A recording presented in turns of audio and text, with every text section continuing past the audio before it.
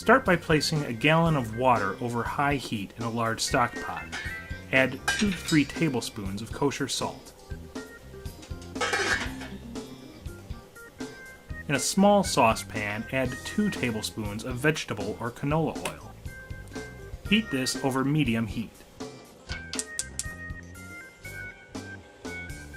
When the oil is hot, add 8 teaspoons of all-purpose flour. Using a spatula, stir the oil and flour into a paste. You'll let this cook over low heat for several minutes, till it becomes a light blonde color.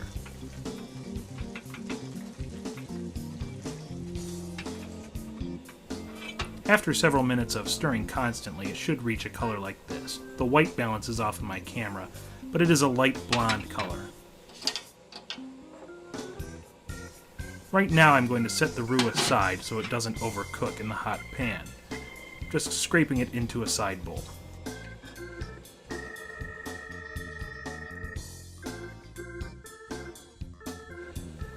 If you time things right, your roux should be done just about the time your water has reached a rolling boil. You're going to gradually add the pasta, being careful not to bubble everything over.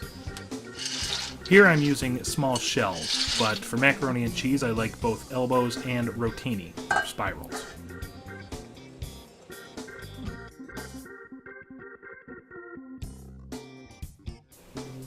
While the pasta's cooking, you're going to start working on the sauce. Mix up the roux to make sure everything's homogeneous, and add 2 tablespoons to the saucepan. The rest can be saved for a later project. Roux is great for thickening stews, gravies, and other sauces.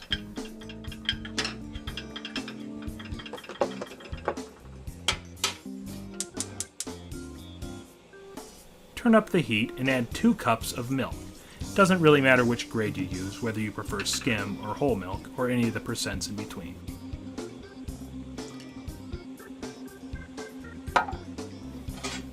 This, of course, is another step that requires a lot of mixing, so be sure to have a wire whisk handy and begin to integrate the roux and the milk. Keep this up for several minutes.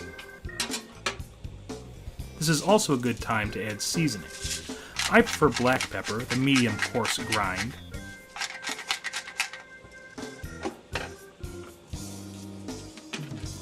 And I will also add a few red pepper flakes, not too many.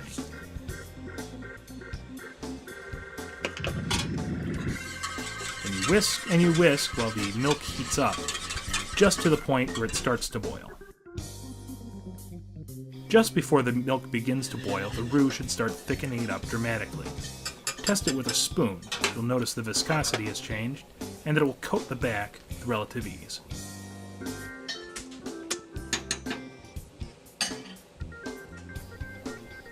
Now it's time to begin integrating the shredded cheese. I'm using 3/4 pound of sharp cheddar cheese. You can use either block cheese that you shred yourself or the pre-shredded cheese from the store. Just make sure that it's real cheese, not pasteurized processed cheese food product.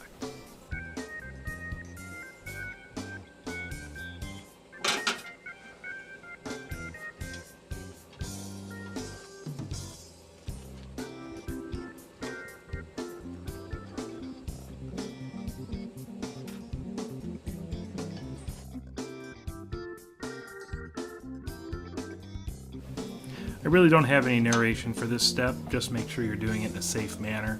Pour it away from yourself, avoid steam burns, make sure your feet are clear of any small animals or children intent on tripping you up.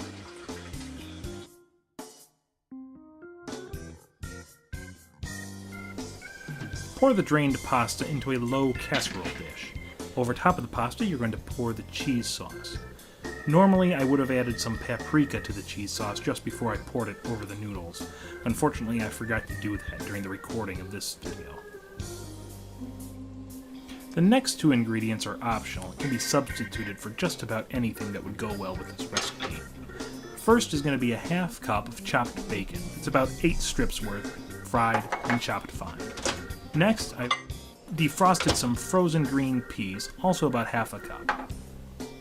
Fold everything together until it's thoroughly mixed.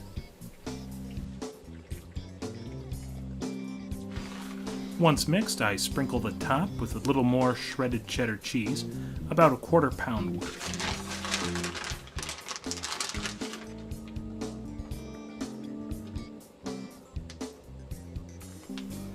The dish then goes under the broiler for 5 to 10 minutes.